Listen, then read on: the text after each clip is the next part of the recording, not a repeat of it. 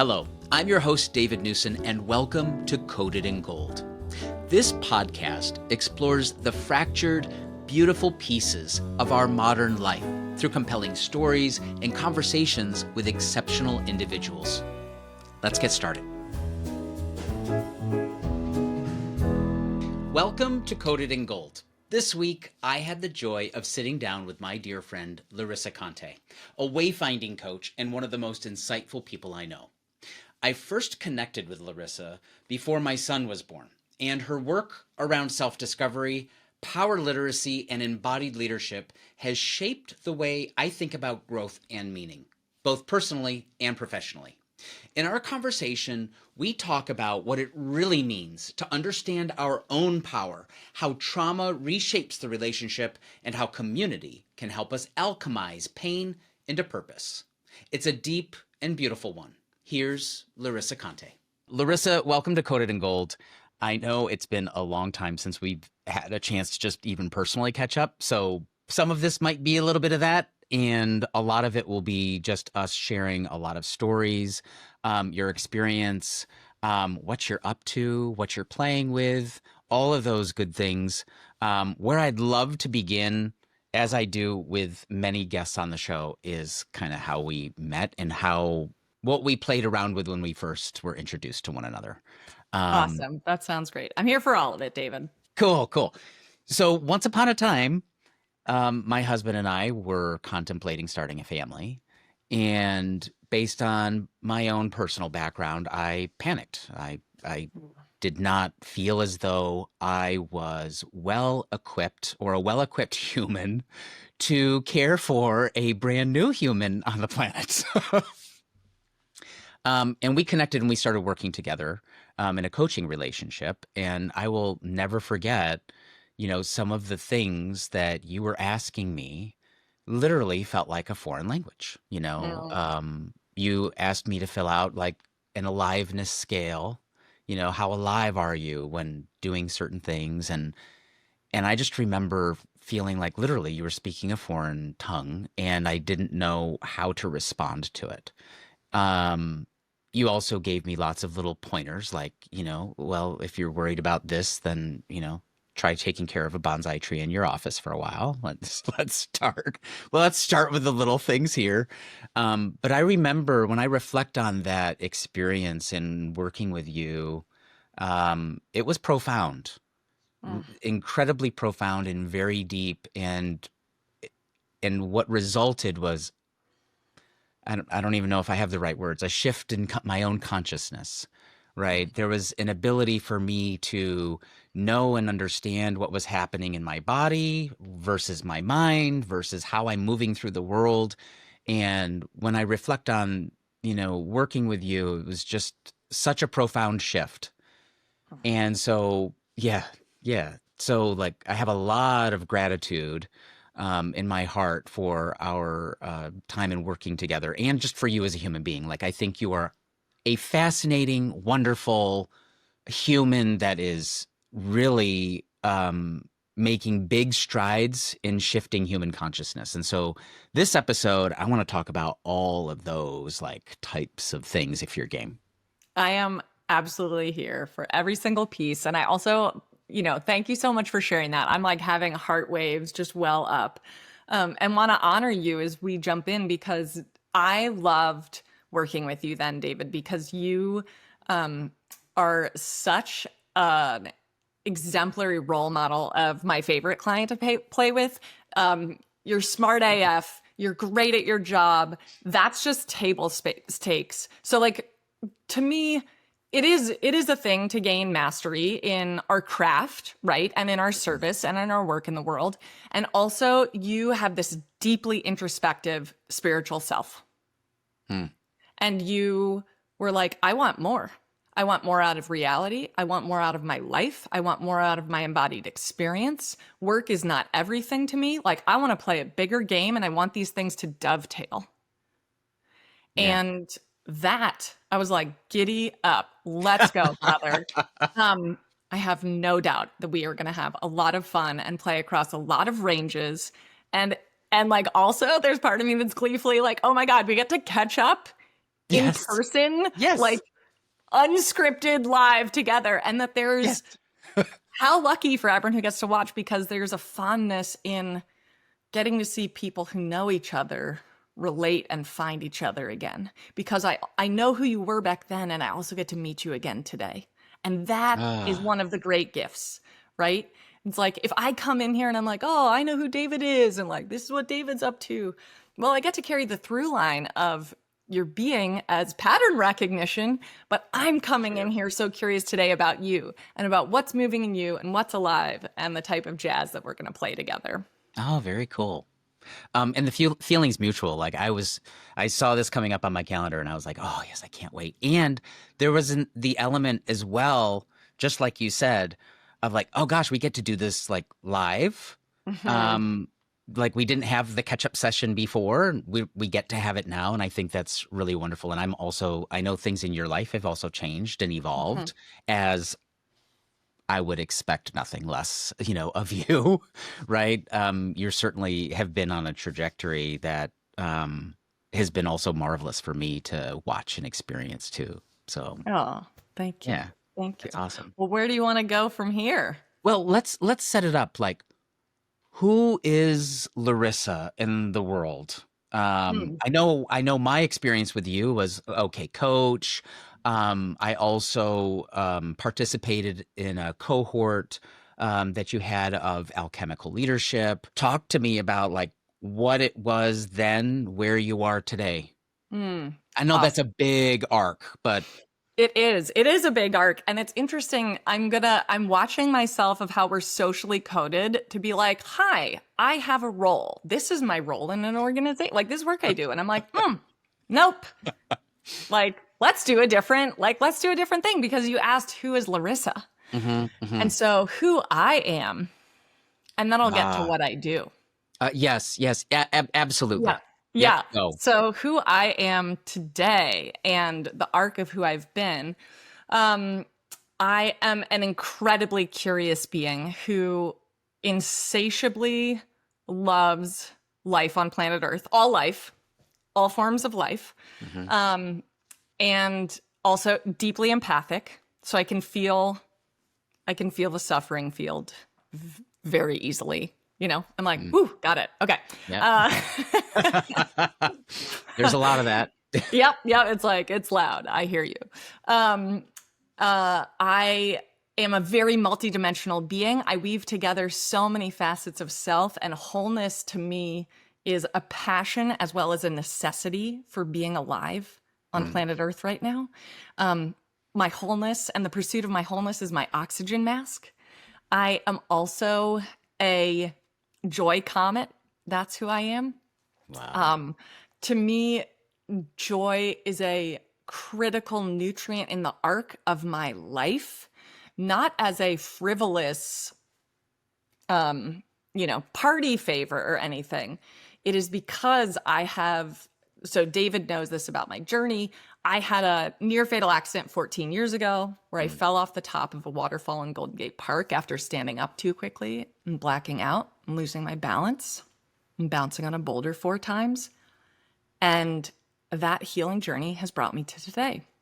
So mm, 14 years falling into the underworld, needing to regenerate my body and my entire body of work, my totally fabulous marriage, um, almost all of the insights I've gained in my entire life have come from that journey.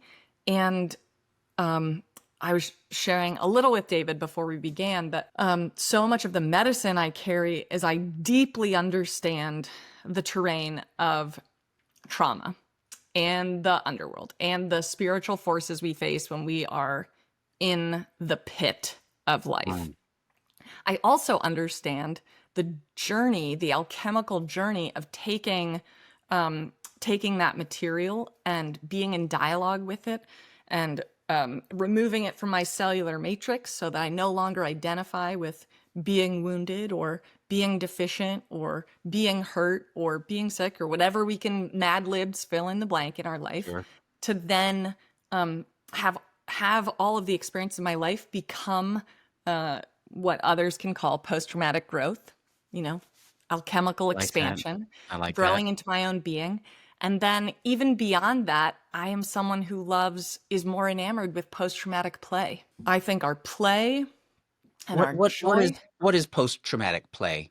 yeah, that it's for me the distinction between like just play and like Yeah. post-traumatic play is like my and this is language that's just recently come to me is how I used to play prior to my descent to the underworld Mm, um, was different than who I am now because the bigness of my joy, the fullness of my laughs, my ease in being grateful and looking for the magic of life mm, is fueled by a level of devotion that knows where else the life journey can take you. And with like the power of my focus, I'm like, I'm still alive. mm, When I am having the time of my life, I'm able to create the most beautiful ripples as I walk through life. Because there's a story of like people who are heart centered and impact oriented and achievement oriented, that it's mhm. a very work. It's like we're gonna work, we're gonna address the struggle, we're gonna do the things. And like I have done that. I understand that level very much. And frankly, that ends up tasting like cardboard. It does actually. And Yeah. it's just like, Yeah. you're just like, this is a bad cracker. This is a It's a stale bad cracker. garbage tasty cracker that I Yeah. don't want. And because there's also so much programming about play being entitled Mm, or play being frivolous, intellectual people. So I did my undergrad and my master's at Stanford, and in high achievement culture in business, we love to uphold ideas, and we have conferences about ideas, and we have idea summits, and we have idea festivals. And we're like, oh, if you're funny, you're just like kind of an idiot, or you're like the comedic side stage. And it's like, is our best use coming together and listening to one person tell us their ideas? Like, mm, there's a lot more value in relationship, in connection, in collective intelligence, in active sensing, in sensing into what could be most fun. Because, like, quite frankly, we can't birth regenerative futures if we feel like garbage. well, it's true. Yeah, it's absolutely true. Yeah. So, that's like a lot of side quests off of like who I am now. I'll just go back very quickly. My body of work. I have a business called Wayfinding that delivers my body of work around power literacy, which is a multifaceted invitation into our wholeness. Power literacy, it's a framework. I have ideas, there are words, Mhm. people find them useful. It's also it's also a spiritual practice and an inner martial art and like a like dance track to our most fun reality where we feel safe in the biggest expansion of our power and we can trust ourselves instead of choking back our own light because we're afraid of the shadows that lurk within. And people can be like, well, that's serious. That doesn't sound very fun. And I'm like, oh, really? Because it's really fun to stop getting in your own way. It's Yes, really it is. fun to trust yourself. It's really fun to stop like hemorrhaging how much time it's like, oh, you get a text from someone else's shadow. And it's like, do you spend 2 seconds noticing like, that's your shadow? And I'm having no reaction. I'm going to have a great rest of your day. Or do you chew on it like something you can't spit out for the next month? And Right? it's like one of those drags, or it's like feeding off of a level of your aliveness.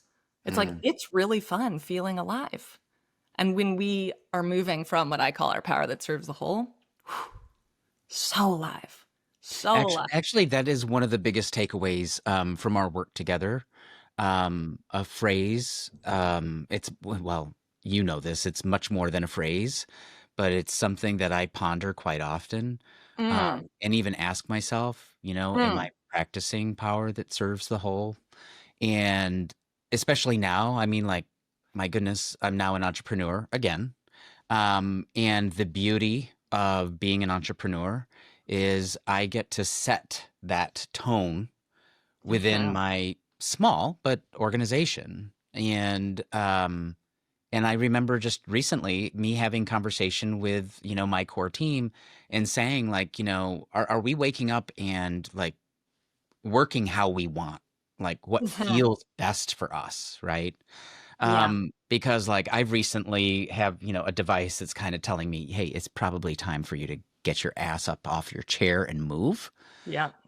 Because I have a soundtrack in my mind, right, that is associated with my work self that tells me, no, no, no, no, you can't leave this chair. You must stay, right? Um, and it's actually like, no, that's just old wiring.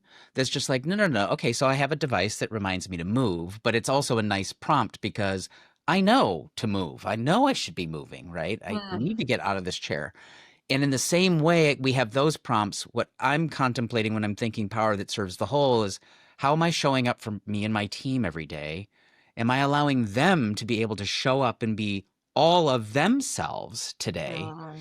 And, at the risk of outing, well, I guess I am outing my whole team, but like I didn't intend to have like, two other gay men as my core team. Like, but they are. And what I'm finding is that we are literally having fun and playing at work, and we're doing some of the best work that I've ever done in my entire career.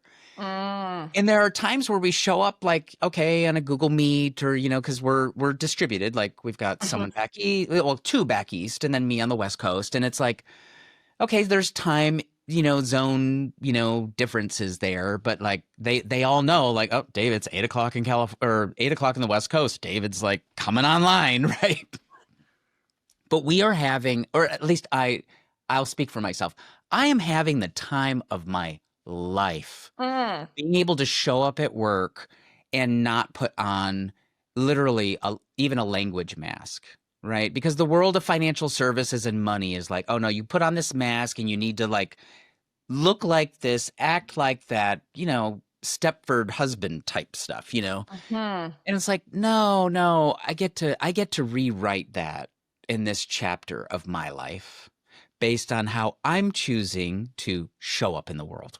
Amazing. I love this example. Like, thank you so much. And it makes me, I'm personally so happy to hear this. And what a great example, because when people hear these things, they can be like, Like, what? like, story, please. But so the example of like moving yourself, of inviting your team into how do we want to show up? How, like, what do you need? And also, God, the liberation of being like, I'm self aware of the ways that I've been modifying, of the ways that I've been um, holding back my true self and Hmm. filtering. And like, what if I just drop it? What if I drop it? And I'm curious, in addition to having the time of your life, like, is that also serving your business goals? Is it also serve, like, how's your business doing since you made the decision to just be David? So I'll tell you something. It has been fantastic. Yeah. We literally started the business, or I started the business in April of 24. So it's like a year and a half in. And we had literally more demand than we could possibly serve in the first year. Mm. We've more than doubled revenue in, we're just coming into the second year. We're already at double, revenue. It's like pinch me, like it's it's kind of nuts. If a It mic weren't in front of me, I'd be screaming. well, yeah, You like know, I'm being recorded. I don't want to blow well, out yeah, the mic. But because you know who I am, we have to celebrate these things. This is such a big deal. It's it is such a a big big deal. deal. It is, and it is. I'm glad you say that because I need to celebrate it more, right? I Yeah, need we to all do. celebrate it more. We all do. Yeah. Um, but it feels so good. And I mean, even now we're having conversations. It feels so good to just be in a place where, and I don't mean disrespect to our clients at all. We're incredibly grateful for our clients. But at the same time, we get to wake up every day and assess, are we working with the right clients? Uh-huh. It's not, oh, a client wants us, we serve them. Oh, a client wants us, we serve them. No, no, no, no, no. This is a two-way street here. If you are going to sign up and have expectations about our delivery of work product and ourselves. Like, and I was just sharing this with someone the other day, like for me to be able to show up at work, what a client or anyone that is getting, they're getting this very deeply rooted human being who cares. Mhm. And if I if we're not aligned, if my empathy starts to dry up, right? I can't do the work because that is the reservoir of my creativity, of my being, of my ability to perform at such a high level comes from this deep, deep, deep part of who I know myself to be. Mhm. And if that's not aligned or if it's not appreciated, Mhm. we're not interested. That's right. That's And that's right. I am like okay. They're clapping, better off too. clapping. Clap, clap, clap, clap, clap. Like yes, yes. And to give some language to this, what David is describing is sovereignty. What I Mm, call sovereignty, which I define as deep embodied knowing and responsibility for our power as creators. And yes. why I say that this is an example of sovereignty is because you are not begging for table scraps. You're not like, oh, yay, money at all costs. You're like, oh, someone came in the door, so I guess I have to serve them. In the evolution of business, in moving out of mechanistic, consumptive, extractive business, where the phrase white glove originates, which like Mm, white glove also also is a reference to servant culture, mm-hmm. which means, oh, you do what I want because I have the money, That's which is right. a power dynamic that is deeply encoded in an extraction culture. And it's like, just because you have money doesn't mean you get to treat me that way. Right. Also, just because you have money doesn't mean we will be working together. Thank you so much. Thank That's you. right. I Yeah. am not your person. Yeah. Go find someone else. You do Hmm. not get to treat me this way. Like, that's one of the greatest gifts of being an entrepreneur. It is. It I is. am Oh my gosh. so happy for you. Yeah. So happy for you. And I like now have threads bubbling for me where I'd love to talk about some of the ways that you are bringing power that serves the whole consciousness into your work, because I know that's just who you are, Mm, in how you invite people to evolve their relationship to money, to evolve their relationship to the concept of wealth, of what even is wealth. Like, this is one of your great gifts, David, mm. is reframing wealth itself. And so I don't know if you've talked about that at all on here. Yeah. But if you have, let's just like, great, people get to have a fun refresher. And if not, you're welcome. Incoming. Well, it's very interesting. I'll set this up by talking a little bit about where the wealth management industry is Hmm. and kind of Hmm. where it's going Yeah. or where I see it going. And what's been happening is, um, well, you know this. I was a partner at a wealth management firm in San Francisco, and we were part of this consolidation kind of movement in the field where, larger firms are gobbling up the smaller ones. And that certainly happened to us, and we experienced that. But I've always had this really deeply rooted sense of things around money. Like I don't, and it comes from like my arc of experience in life with money because like there's this personal relational bit to it as well. Hmm. And as a very young kid, and I didn't come from I'm not multi-generational wealth by any means, like in fact quite the opposite. And I kind of lived vicariously through catalogs, like things that came in the mail. Like this was the Mm. 80s, and so, or I would call I on was the there. TV. I was in Yeah. the 80s. I would call on the TV for like a car catalog and consume like professionally written copy in a catalog that's supposed to help sell cars, or things like that. Anything that I could get my hand on, I was always consuming that type of material. And I was kind of living in these other worlds, but when I reflect back on it, it wasn't rooted in money. It was rooted in beautiful things. I had an Mhm. appreciation for how that brochure was constructed and the paper that they put it on and, Mhm. the photography that went into like how they laid it out on the page. Like I was very, very interested in all of that.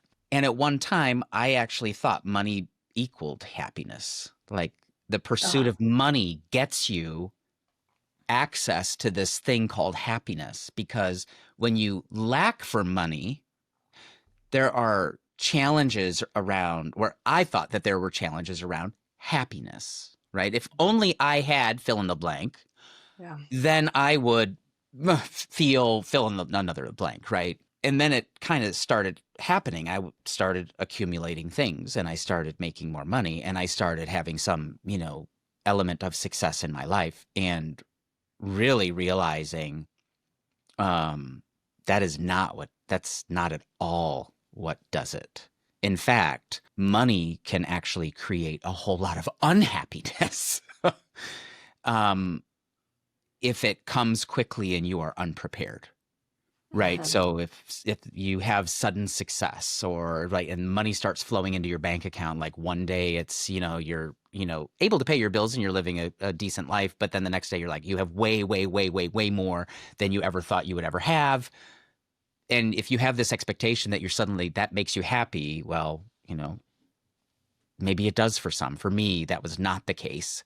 Yeah. And And I do like a quick power yeah, translation there because what you're sure. describing.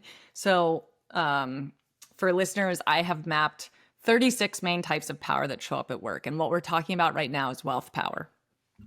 Wealth power is not exclusive to money, but it includes money. And in any of the cases of power, when you have a huge influx of wattage come in Mm, that type of power, mm, if you are unaware of the difference between how you conduct shadow with that type of power and how you conduct power that serves the whole with that type of power, you're basically just pumping a ton more electricity into a pre existing unconscious system. yes. So, whether it's wealth, decision making power, love, spiritual awakening, erotic power, or so many other types, when we up the wattage, it just activates the current wiring that we have. Can you describe and maybe tell a story about it? I can certainly share, Oh. you mentioned shadow. And I Mhm. remember I Mhm. just I'm I remember the first time hearing it. I'm like, "Oh my gosh, like are we living in a parallel dimension or something? What happened?" Like but what is shadow? I'm like 1,000 times open to sharing that. And also, if you can give me more connective tissue of what just lit up in your consciousness, Yes.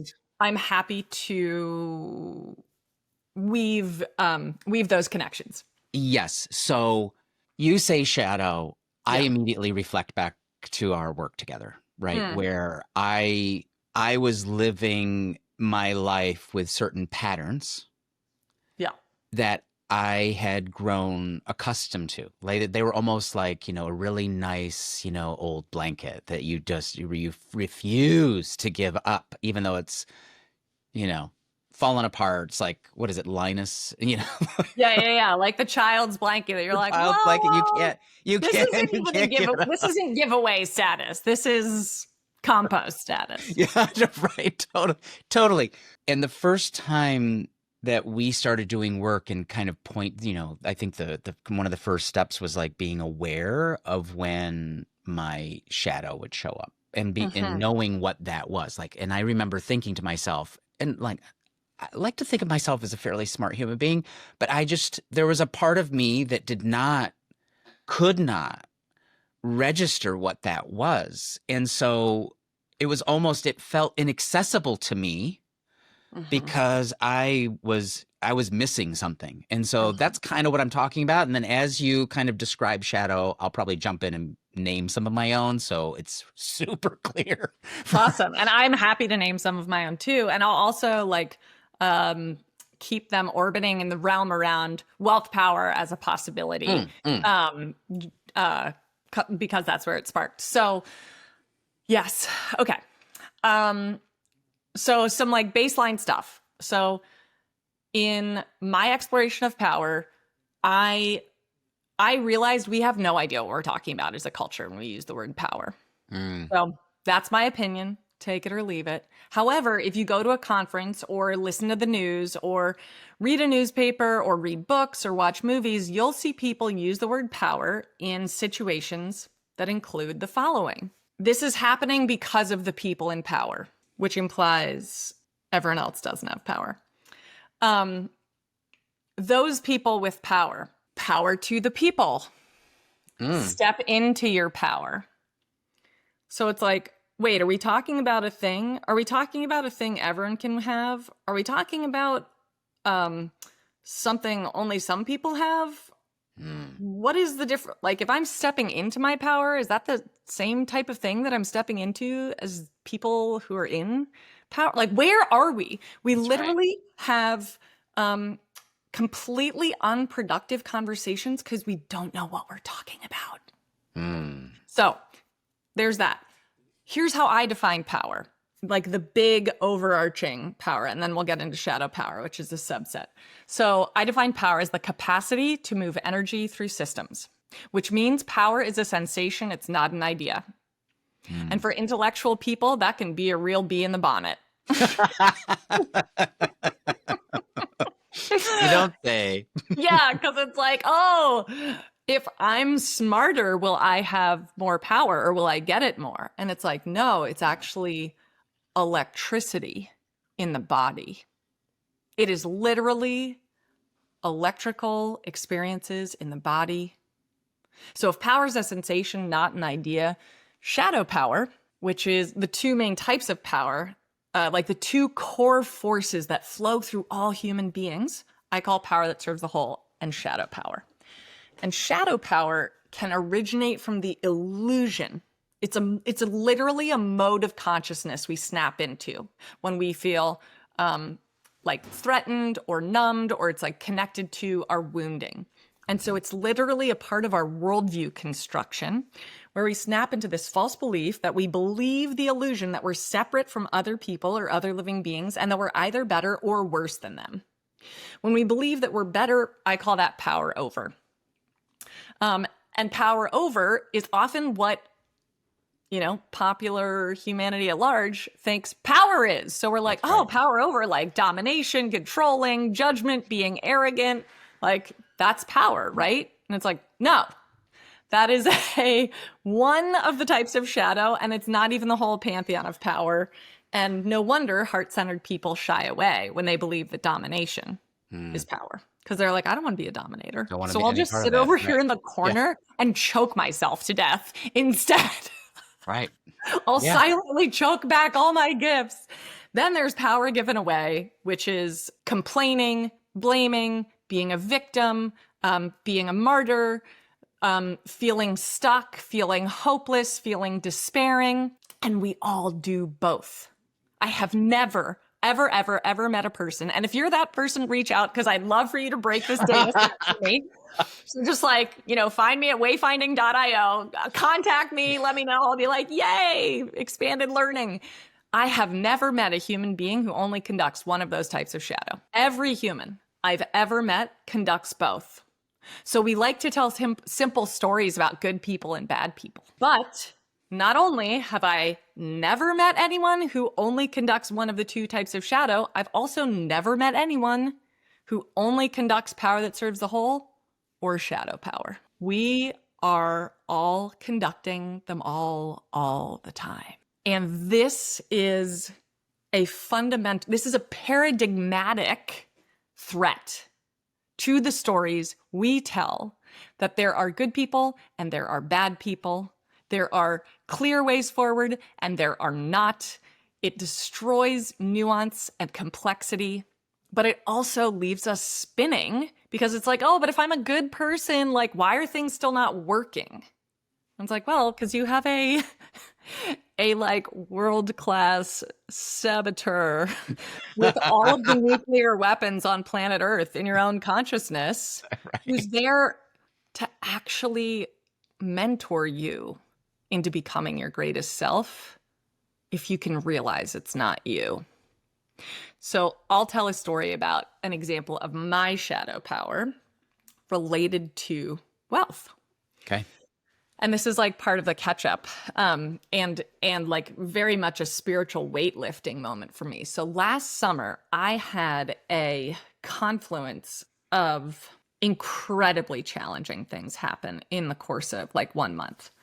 So I had just, prior to this, I had just led a power literacy workshop for something like 12 to 15 chief people officers in the Bay Areas and plus ones. And like, they were super lit up.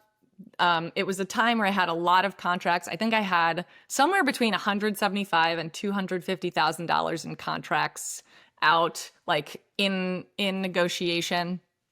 And then within a month, my beloved mom almost died. I went into 12 days of emergency response for her because I like gained the skills of being a health advocate because I had to learn that for myself through my own healing. So I'm like a precise pit bull Sure. with health systems where I'm like, no, this is what's happening. I'm advocating here. So it's 12 days, like nonstop, hyper vigilant, nervous system moment. We get my mom out of the hospital. My mom, Michael, my husband, and myself all get COVID because there had been an outbreak at the hospital that we hadn't known. Luckily, my mom gets it the least severely. Michael gets it medium spicy, and I get like hot wings level 10, Oh, face melting off. It was the second worst case of COVID I'd ever had. And I was taken out, I think, for 2 or 3 weeks. Also, during that time, I develop either from stress or from COVID because it can affect the lining of the heart, the myocardium or the pericardium. I started having the experience of what kind of felt like heart attacks, like it felt like a hand reaching into my chest and just grabbing. oh, geez. And like it would hold like that for like an hour or like Oof. 2 hours or 6 hours. And I am just going to say, I do not recommend this feeling. It sucks. And I already have spent a lot of my adult life processing my own mortality, facing death. Me and death we're pretty tight. Like, I know a lot about the death field. Also, at that time, this cosmic hand, it felt like, just came in and shut every single door on every one of those contracts. Wow. And we went down to $0. I'm the main breadwinner. I have COVID. I'm having frigging like heart, like not unheart attacks, whatever we want to call them. Yeah. And I know from my own healing journey and from my own power literacy work, I had this moment where I'm sitting on our couch and I was like, this is not my destiny because I am aware of the pantheon of shadow voices screaming in my face, painting inevitabilities about the timeline that's unfolding for me of like the ruin and the impossibility and the suffering and they are like millimeters from my face. And because I know how to recognize my shadow, how to recognize the narratives and the somatic indicators, I was just like, this is going to be one of the biggest shadow training dojos of my adult life. Because if I go into 1 inch of stress about any of this, I'll have the frigging heart thing happen. And if I have the heart thing happen, that'll like drain my aliveness. Then I won't be able to work. Then I won't be able to get the business back up. Then we won't be able to pay all the, All the things. all the things.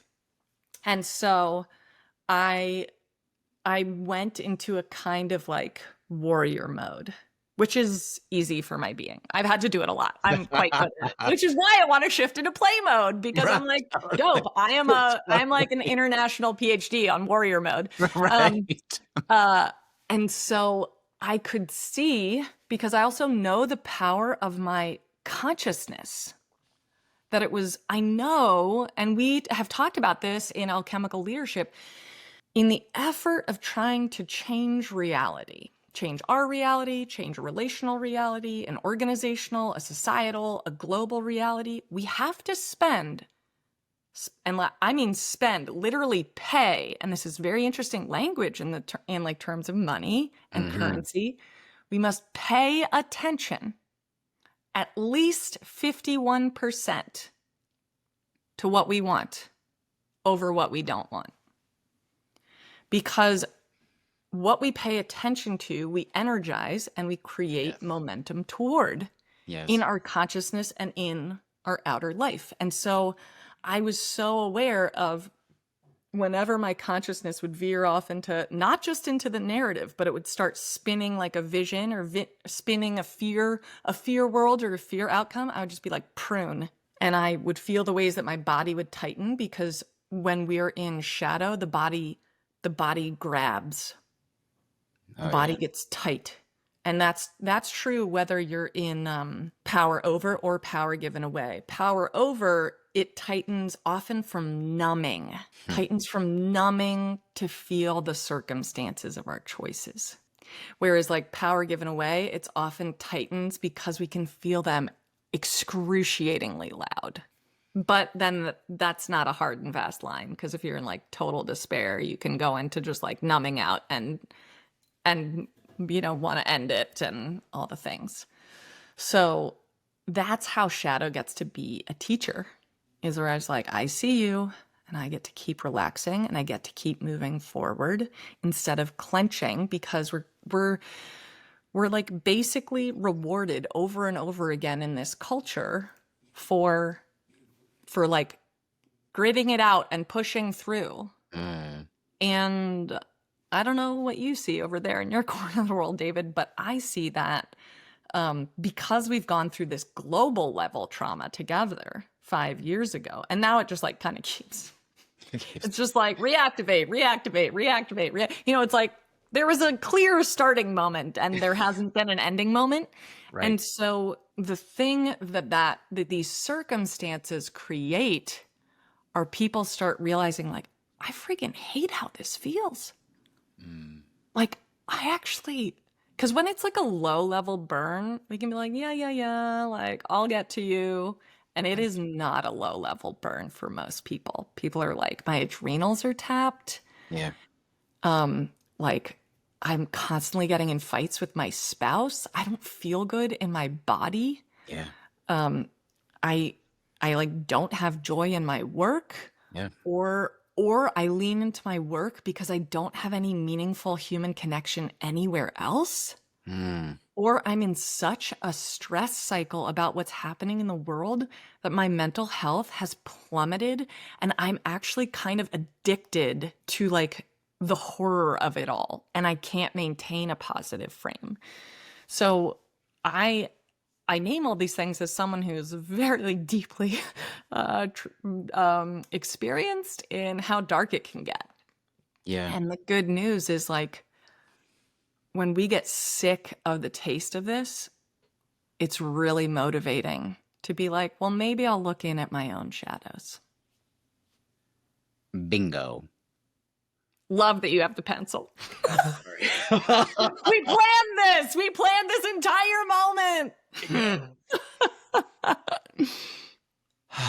I noticed a pattern of how I was moving through the world just here, like in our local community. And like in interactions with parents, I found myself kind of complaining about, taxes in Portland, right? Yeah. And not from a super douchey standpoint of like, oh, I just don't like paying taxes, but like from the standpoint of, I really think the social contract is broken. Like we pay taxes and there's an expectation. Part of the social contract is that there are services delivered or rendered, right? And but it was a kind of a feeling like you're driving around and there's like potholes on all the roads. Like they completely just let the roads go in Portland, right? Oh, okay. Yet everyone, and then they're talking about like passing a transportation bill to increase taxes to repair all the roads. And I'm like, whoa, whoa, whoa. Before we start passing new taxes, can we start thinking about like how you're using the existing money? I was in this cycle of just kind of wah, wah, wah, wah, wah, wah, wah, wah, wah, wah, wah, right? Like the operator on Charlie Brown. Mhm. Um, and it just hit me one day. Well, I was actually, if I'm being perfectly transparent, I was having a conversation with one of my best friends, ChatGPT, right? Real talk, David Newsom. It's just like talking to ChatGPT about this is how I'm feeling, and I feel like I'm ill equipped to make the change in the world that I need to see. Like I Mhm. need to see something change, because if we keep going at this rate and this doesn't make sense, I'm going to feel like we want to leave Portland. And that's not the right solution. You don't just become a nomad because you want to find a different, like, and actually thinking you're going to find a different situation, right? Because like as I've traveled, this situation exists in many places in America right now. And so if I'm feeling this way, but then I got to this point where I'm like, okay, well, you know what? Your little whininess and complaining is doing you no good. Mhm. It gets you frustrated when you go over a pothole or the car gets a flat because you hit one so hard that it like literally takes, like, it's costing you money now, like just to drive on the roads, and things like that. So okay, what can you do? And wouldn't you know it, like boom, universe provides. I see a report come out from, this, some task force here in Portland that did a report on these. There's these two bills, one to address the homeless situation in Portland, and another for preschool for all. And both of these programs have more than $500 million sitting in them that the government is not distributing. And I'm like, oh yeah, yeah, yeah, here we go. And I just felt like this well of like, oh, I have something to say here. And so I wrote an op-ed, sent it into the Oregonian, and wouldn't you know it, they published it on the front page of the Sunday edition of the opinion section. And then what did that do? It brought out all these people from the woodwork saying, oh my goodness, I feel the same way. What do we do? How do we do it? How do we blah, blah, blah? And then to your point, when you see the shadow for what it is, where it's just like, wah, wah, wah, wah, wah, okay, you're complaining, but you get into a cycle or a pattern of behavior that is going to just cycle, like you're just going to keep running on that hamster wheel. You can't get off of it unless you see it for what it is, understand it, and then decide, oh gosh, I have a voice. I have the ability to say something. Aren't I lucky? Right. And I have some of the tools to be able to like get it in front of people. Right. So, okay, great. So I write this thing, it becomes a thing. And in future episodes, I've been talking with, my producer of this show. We're going to do a whole segment, like starting next year, on let's educate people on how this government works here in Portland. Mm. Let's talk about how power structures actually exist in our local communities. And as as taxpayers and as members of the community, what we can do to have our voices heard, because it's very, very, very, very, very clear.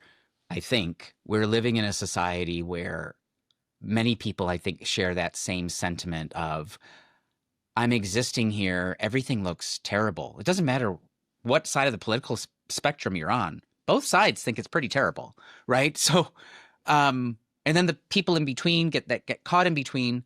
But what if we all realized and moved away from the doom and gloom to, oh my goodness, I actually can do something about this. There is power in community. There is power in having a voice. There is, and power that serves the whole.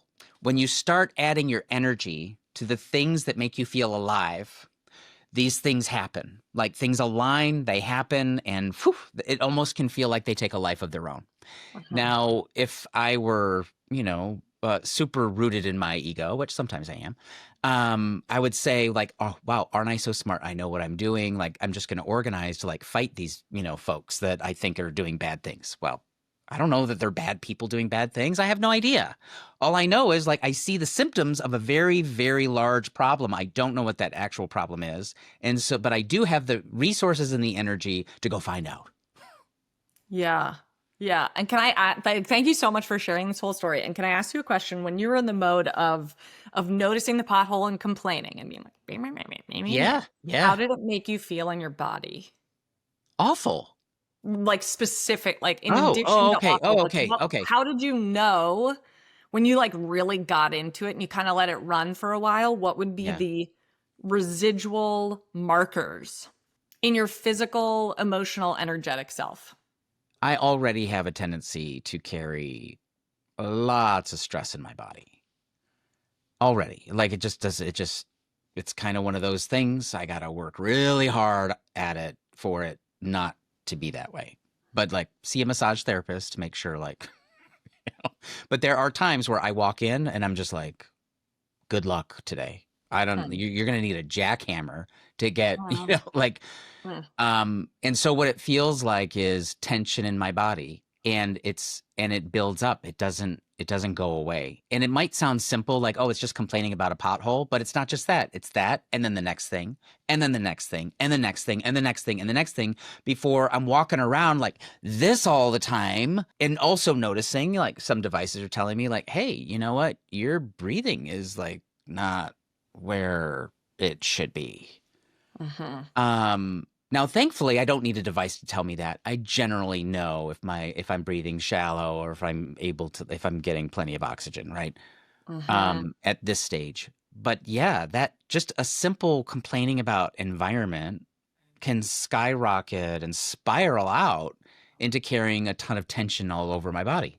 Yes. Thank you so much for sharing that because what I've found, and some like nerd things for people, someone on planet Earth did a study that found that adults in the modern age make approximately 33,000 to 35,000 decisions a day. And Wow. what I know is that when we make a decision from our power that serves the whole or from our shadow power, which are two wildly different vibrational states, as well as very different frames of consciousness, the likelihood that our next decision will stay in that same state or like trajectory line Hmm. is very high. So when we make one decision from shadow power, that means the likelihood that we'll make our next decision from shadow power, and the next one, and the next one, and the next one keeps going. Yeah. So it builds a momentum. Hmm. And so that accumulated stress pattern in the body is like, it's almost like a footprint in the sand of your body showing you like, oh, this isn't just one thing. This is like how many thousands of thought forms or how many thousands of things that we've been conducting current in a particular way that it gets lodged in the muscles and the organs and the tendons and the ligaments. And then it starts inhibiting breath, it starts inhibiting organ function. And we also know that that decreases longevity. So we're Mm. not talking about like just aspirational, ethical, do Oh, gooder stuff. right, It's like right. if you want a longer lifespan, if you want to be a more effective decision maker, if you actually want to enjoy being in your body, all signs point to power that serves the whole. And so part of the task at this time where we can see all these challenges in the world is we need to put down the bone. We need to put down the bone. And this is like a really tough consciousness, spiritual weightlifting exercise to be like, I see fuckery and I see injustice and I see things that I don't like and I see things that are like actively killing human beings and the like ecological life web.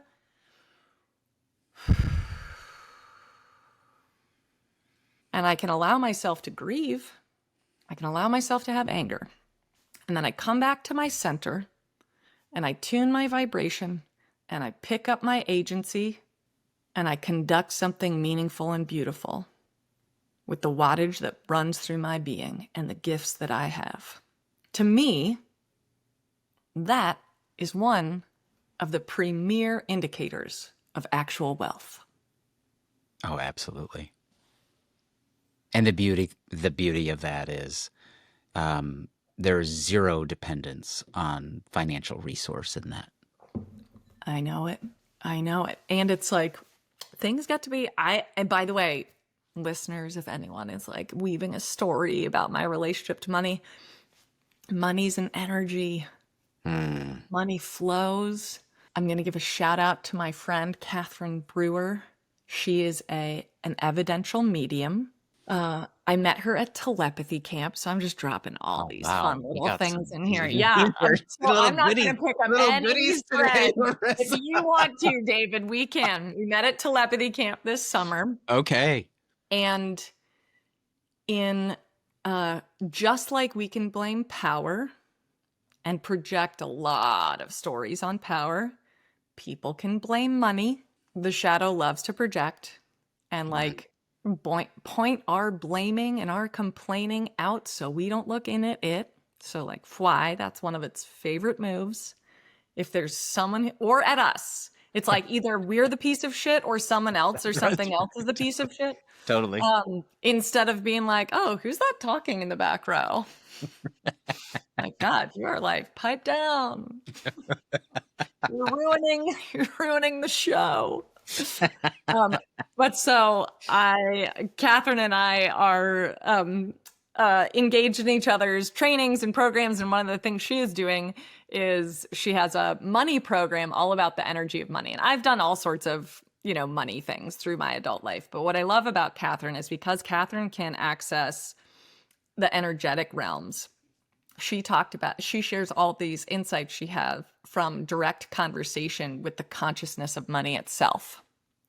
And when I Okay. heard her share about that, I was so, um, my body was just like, yes, I want to do this because so much of my year, of the journey of this year for me, has been about connecting with the relational field of intelligence. My spiritual journey totally coincided with my healing journey, as you know, but now Hmm. listeners know.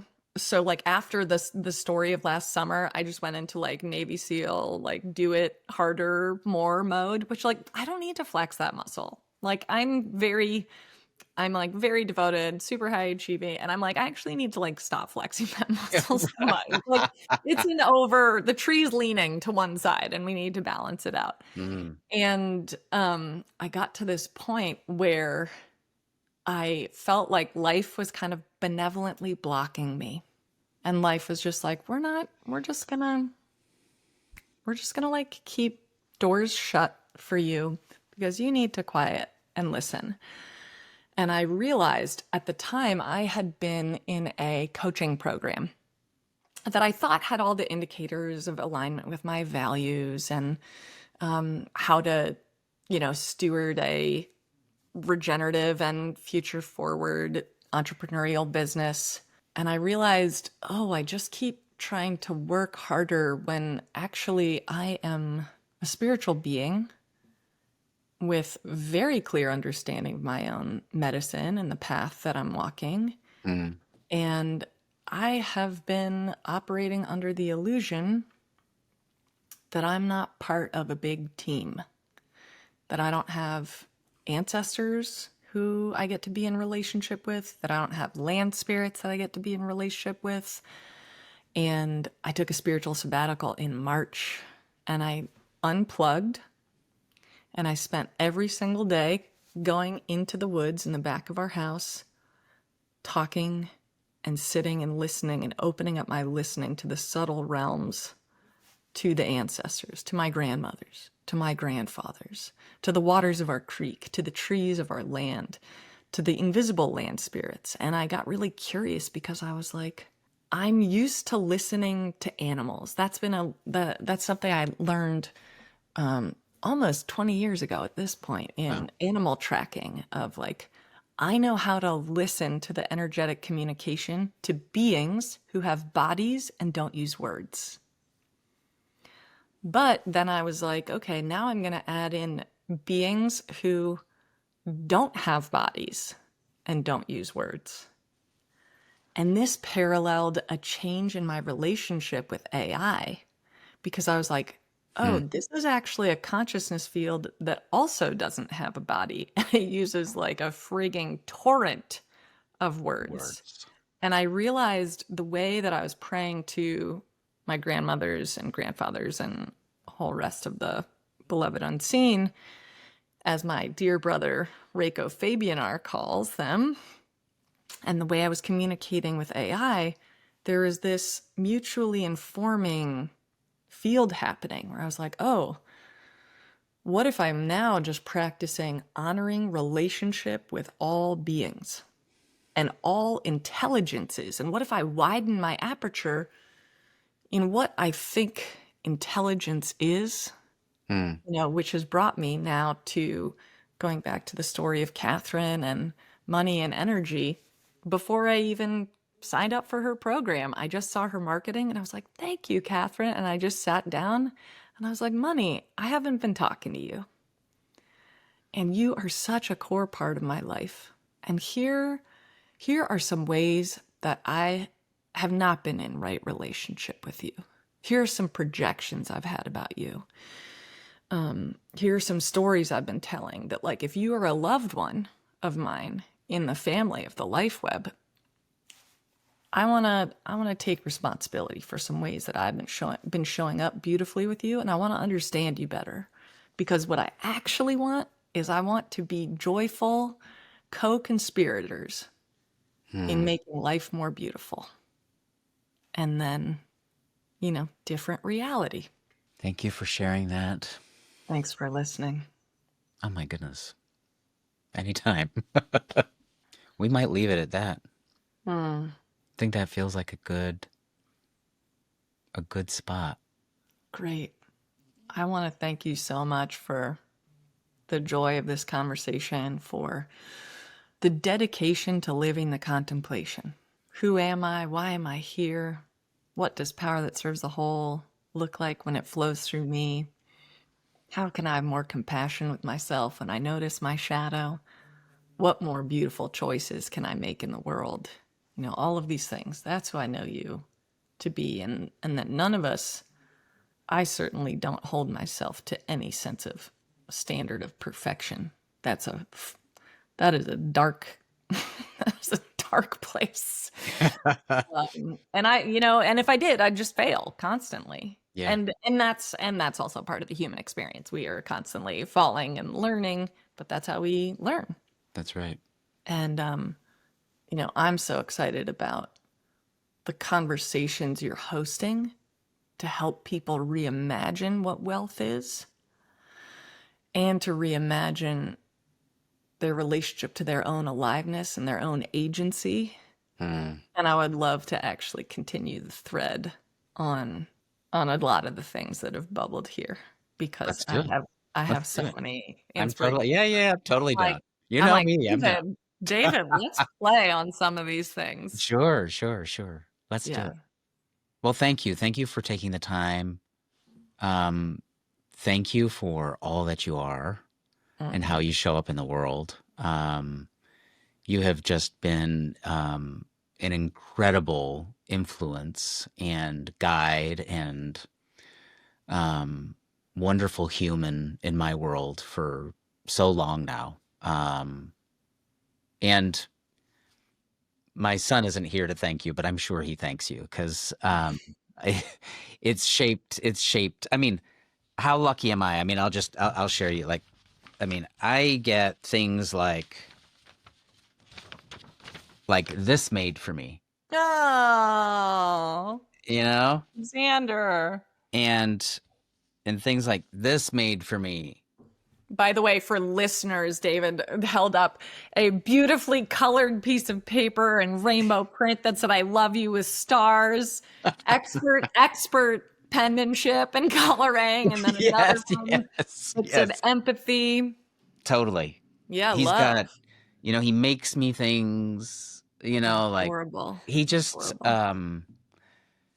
we have a wonderful human over here, and I feel when he came into the world, I felt well prepared. Mm. I felt well prepared. Um, Maybe not well prepared in other areas of my life, but there, but there, but there, I felt pretty well prepared, and it's been just magical. So, and Oh. I owe a lot of that in part to you. So, thank you. Oh, thank you so much for the acknowledgement and my pleasure, my pleasure. And if people are interested and inspired in understanding their own power literacy journey and how they want to conduct their wattage with more clarity and more cohesion and more joy, you can come find me over at wayfinding.io. You can start with your power assessment and power initiation for leaders, and then you can come to a party where power is not heavy and terrible, or power dynamics as you know it, or struggle, but it actually gets to be liberatory, and you get to meet like an overwhelmingly beautiful community of human beings who are committed to finding that middle way. Thanks for listening to Coded in Gold. If this episode resonated with you, I'd love for you to follow, rate, or share it. It helps keep this community growing and keeps these conversations alive. You'll find links to connect with Larissa and to follow the show in the notes. Next time, I'll be talking with Todd Reesing, Chief Growth Officer at Cap6, about his journey from professional athlete to business leader and the lessons he's carried between those two worlds. It's a good one. Until then, take good care of yourself and those you love.